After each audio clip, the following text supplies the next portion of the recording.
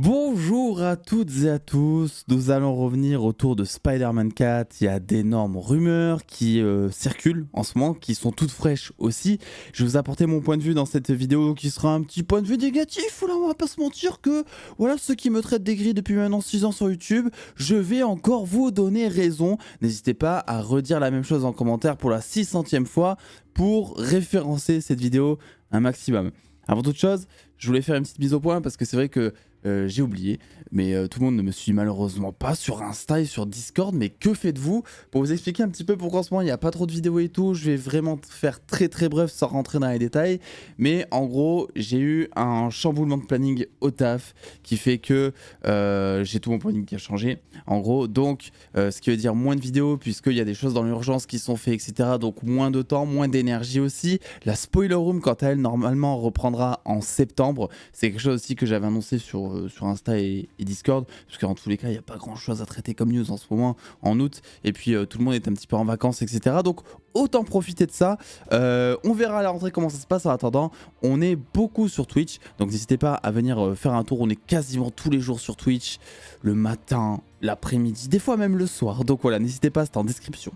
Maintenant, parlons de ceci. Mesdames et messieurs les dos, Spider-Man 4 forcément, une vidéo Spider-Man forcément, que j'ai vu des news sur Ultron, que j'ai vu des news sur RDJ, mais qu'il a fallu une vidéo Spider-Man pour me remettre un peu au fourneau, puisque vous le savez, c'est mon personnage, d'ailleurs on le voit pas, c'est, bon vous le voyez, il y a un œil là, ok, c'est mon personnage de cœur, que j'aime profondément ce personnage, c'est beaucoup... Voilà, vous voyez cette vidéo, peut-être que vous me suivez grâce à Spider-Man. Et aujourd'hui, eh bien, on a des news qui sont pas très... Enfin, selon moi, hein, qui sont pas ouf, en fait, voilà, tout bonnement. Puisque Spider-Man 4 a été annoncé depuis maintenant des mois, des années, et c'est un Spider-Man 4 qui a été teasé comme un retour aux sources. Voilà, c'est un Spider-Man, normalement, Spider-Man 4, qui devait être street level. On sent d'ailleurs toute cette volonté s'installer de street level depuis maintenant plusieurs mois, années même. Il y a eu Miss Marvel qui a été introduite, série street level. On a eu Hawkeye, Kate Bishop aussi introduite, le retour du Caïd, Punisher, Daredevil qui vont reprendre de l'importance dans le MCU. Donc je veux dire, c'est pas quelque chose que j'invente quand je parle de street level et que Marvel Studios se tournait vers ça depuis maintenant plusieurs années. C'est quelque chose qui est factuel. Le street level devait être quelque chose qui devait être omniprésent. On avait l'impression que Kevin Feige et ses sbires voulaient nous faire revenir un petit peu aux prémices de Marvel, à ce que les gens aiment de Marvel, c'est-à-dire finalement des héros très terre à terre avec des identités secrètes, des problèmes de géopolitique, des gangs, des trucs comme ça. Alors Marvel c'est pas que ça, même dans les comics il y a toujours un aspect street level, un aspect cosmique, un aspect fantastique, mythologique même, mais on voulait un petit peu se rapprocher de ça. On a même Captain 4 qui va clairement tenter, au vu de la vibe de sa bande-annonce et de ce que l'on sait du film, de se rapprocher d'un Civil War ou même d'un Winter Soldier. Donc voilà, mais sauf que, il y a eu ça. Il y a eu ça, RDJ arrive en Doom, et il faut tout faire tourner autour de lui, parce que d'une, il coûte très cher à la production. On parle de 80, au moins 80 millions voilà, pour son film, enfin pour son retour. Donc c'est quand même assez voilà, incroyable. Et aussi parce que RDJ, sans parler de chiffres, sans parler du fait que c'est le choix de casting parfait si tu veux faire revenir des gens par pur fanservice dans le MCU, parce que c'est aussi quelque chose qui est vrai. Il y a la partie adaptation, Doom et tout, ça peut être intéressant, on verra, mais il y a la partie aussi où les gens vont pas chercher à comprendre et vont se dire ah cool, RDJ est de retour, j'adore cet acteur, il m'a fait kiffer avec Iron Man, vas-y on va revater le MCU en gros. C'est aussi ce personnage, finalement, le dernier filet de sauvetage pour Marvel Studios, pour Disney, afin de se séparer de Kang et des dramas de Majors de la manière la plus, on va dire, simple, satisfaisante aussi, parce que beaucoup demandent Doom depuis très longtemps, et surtout la plus rapide. Il va donc être très vite introduit, évidemment c'est mon avis et je pense que c'est l'avis de beaucoup, il va évidemment être introduit en post-crédit des 4 Fantastiques, avant de le retrouver dans son propre film Avengers Doomsday, puis Avengers Secret Wars. Il y avait même de grosses rumeurs qui disaient qu'il avait tourné une scène post-crédit pour Deadpool 3, mais qu'ils n'ont pas gardé parce qu'en fait ils voyaient pas ce que le personnage allait foutre dans le film, dans un film Deadpool en fait, et que ça casserait l'impact finalement de son retour dans la MCU MCU après quand il arriverait dans Doomsday ou même dans la post-crédit des 4 Fantastiques. Et il y avait même un plan pour l'introduire en tant que caméo d'Iron Man aussi dans le film. Et là, même histoire. Donc voilà, c'est factuel. C'est juste pour revenir sur ce truc-là. C'est factuel. Ils font tout pour introduire Doom au plus vite. En fait, on le voit clairement. Sauf que le truc, c'est que jusque-là, les projets déjà planifiés avaient réussi à se préserver de ça. Enfin, à ma connaissance, en tout cas, Deadpool 3 n'a pas été impacté par le retour de RDJ, par exemple, tu vois, mis à part cette scène de caméo et tout, mais je veux dire, c'est pas quelque chose qui impacte le scénario même du film, son histoire, etc. Donc jusque-là, on arrivait à se dépatouiller sans, et même s'il y avait cette volonté très récente de ramener RDJ dans le MCU, on arrivait à faire nos histoires, voilà, à faire des trucs sympas. Jusqu'à ceci. News de Daniel RPK qui, au moment où je tourne cette vidéo, est sorti, vous le voyez, il y a 7 heures. Comme attendu, Spider-Man 4 tournera l'année prochaine et sera prévu en gros pour sortir en juillet 2026 entre Avengers Doomsday et Avengers Secret Wars. Ce qui veut dire que oui, il est fort probable que ce film Spider-Man soit un autre film multiversel. Parce que oui, on va revenir un petit peu là-dessus, évidemment, on va parler de cette news. Tous les projets situés entre Avengers Doomsday et Avengers Secret Wars se passeraient dans le Battle World. Ça, c'est une news qu'on a, enfin une rumeur fiable que l'on a depuis maintenant quelques temps.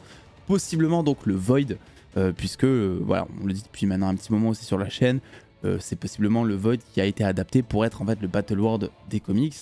C'est pas pour me déplaire en vrai cette news, puisque je vous l'ai toujours dit, mais le Battle World, tu peux en faire une giga saga même de 10 ans, tellement il y a de ressources, de lore, de personnages, de phénomènes géopolitiques. Donc finalement le Battle World c'est une ressource incroyable pour faire du développement de personnages, raconter des histoires, etc. Et je trouve même que finalement le fait que on voit le Battle World et qu'on le développe uniquement pendant un an, donc entre Doomsday et Secret Wars, c'est peut-être même trop court dans le sens où on aurait pu en faire une saga de 10 ans sur le Battle World. Il y a du Holman Logan, il y a tous les personnages qui gravitent dans le Battle World dans les comics, ça dure un sacré bout de temps. Donc en fait tu aurais pu faire ce que tu veux avec ce Battle World, mais ça va être pendant un an. Tous les projets situés entre Doomsday et Secret Wars apparemment se passeront dans le Battle World. Donc ça c'est plutôt cool en soi, c'est un point positif. Sauf que là, si vous voulez mon avis, on sent clairement, parce que rappelez-vous, voilà, tout ça a été annoncé très très vite, même si Marvel Studios est au courant en interne depuis un peu plus longtemps que nous, en tout cas on l'espère, parce que nous on a appris le retour de RDJ durant la Comic Con, ça reste quand même des plans de dernière minute qui ont été faits, moi je pense, cette année en 2024, donc c'est pas juste des plans en mode on fait un nouveau film ou on fait un reshoot ou quoi, non, on parle d'un changement drastique du scénario d'une saga entière et sur sa fin en plus, quoi. On change la conclusion qui arrive, quoi. Et tout ça, ces plans dernière minute, forcément ça impacte aussi Sony, et Sony, vous savez quoi, il se frotte les mains. Et ça, il se frotte les mains d'une force, puisque la promesse de nous donner enfin un Spidey en pleine crise identitaire, dans les mauvais filets de Black Cat, et avec un caïd parrain de New York et luttant contre les justiciers, tout ça, si vous voulez mon avis, c'est totalement finito. Du moins, on n'aura pas forcément le temps de le développer. Et il est possible que ce soit la première moitié du film. On voit donc ce fameux Spidey très terre à terre, pour ensuite voir que Peter est envoyé hors du temps. Voilà, ce qui n'est pas sans rappeler, par exemple, Infinity War, où il y avait le même processus. Un Spidey qui arrive, très terre à terre, très innocent, bim, il arrive dans l'espace. Et ensuite, il combat Thanos, etc. Et ça, on sait que c'est prévu que depuis quelques mois. Depuis donc RDJ en interne a signé un gros chèque pour que Kevin Feige et ses sbires puissent agiter son trousseau de clés devant les gens et les faire revenir en salle pour faire de la thune, n'est-ce pas? Et voici pour la raison pour laquelle Sony a accepté de changer ses plans. Voilà, j'ai pas besoin de vous faire un dessin. Eux qui ont bataillé durant des mois, comme on a suivi sur la chaîne, pour avoir un autre film multiversel. Parce que oui, rappelez-vous, Sony voulait faire revenir les 3 Spider-Man dans Spider-Man 4, car No Way Home a ultra bien fonctionné, pendant qu'à côté, Feige voulait un Spider-Man de retour très terre à terre en fait. C'est ce qui avait été rapporté dans les différentes news qu'on avait eues. Il y avait une petite bataille comme ça qui a duré quelques semaines et au final ils s'étaient apparemment mis d'accord sur un truc. Donc ouais, l'occasion finalement d'avoir très vite un Spider-Man noir de Tom Holland, hein, c'est aussi ça, hein, le fait de te dire que tu as un Spidey qui va très vite être hors du temps et dans le Battle World et mélangé à plein de personnages, plein de races possiblement extraterrestres aussi. C'est aussi l'opportunité d'avoir un Spider-Man qui enfin aura son scénario tissé avec un Venom ou un symbiote ou voilà un truc qui va lui mettre le symbiote suit en gros tout simplement. Mais est-ce que un jour, Sony, écoutez-moi bien, est-ce que un jour on va avoir droit à notre Peter Parker Spider-Man new-yorkais en dèche de thunes, collectionnant les petits boulots dans un appart miteux avec le cœur brisé et se balançant entre les buildings pour combattre l'oppression du caïd? Sony, je vous le demande, est-ce qu'un jour vous allez nous respecter, nous fans de Spider-Man, depuis l'introduction de Tom Holland, qui soit dit en passant est, je trouve, un bon Peter Parker, est-ce qu'un jour vous allez nous respecter et vous allez nous donner en fait, la jeunesse du personnage, tout bonnement? Alors oui, on s'en fout, on connaît Parker, non, on s'en fout pas, on ne s'en fout pas. C'est Spider-Man, c'est pas le mec avec Tante May que tout le monde veut se faire, avec plein de thunes parce qu'il a, il a le soutien financier de RDJ, avec un costume dans Homecoming qui fait limite tout pour lui alors que lui il a pas besoin de le faire. Enfin, il y a tout un propos évidemment qu'on a développé tout ça. Mais justement, c'est pour ça qu'on était contents tous à la fin de No Way Home. C'est parce qu'enfin on était on allait arriver, enfin après 3 films, sur un Spider-Man qui allait être Spider-Man. Tout était vendu comme ça, je veux dire. On allait avoir le Peter Parker avec le cœur détruit parce que MJ se rappelle plus de lui. On allait avoir un Peter Parker, un Spider-Man avec un costume fait maison que lui-même a tissé, rouge et bleu, magnifique, se balançant dans les rues de New York. On allait avoir un Peter Parker en dèche de thunes.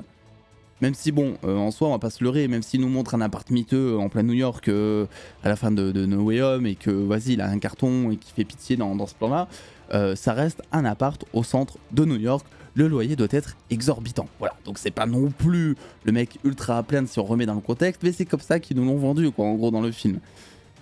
Et là j'ai l'impression que en fait tout va très très vite. Et qu'on se fait, alors je vais pas sortir de gros mots, mais je pense que vous avez très bien compris quoi, ça nous passe un petit peu sous le nez, quoi, tu vois, ce Spider-Man. Alors il y en a certains qui vont dire oui, mais pourquoi tu râles, Steven?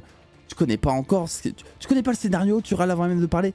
Les gars, ne suivez pas cette chaîne alors si vous ne voulez pas que je râle ou que je théorise ou que je dise des trucs sur des choses qui ne sont pas arrivées, puisque c'est, devinez quoi, le propos de la chaîne, justement, de dire des choses avant que ça ne se passe, ou en tout cas de réfléchir sur des news, sur des rumeurs, de théoriser.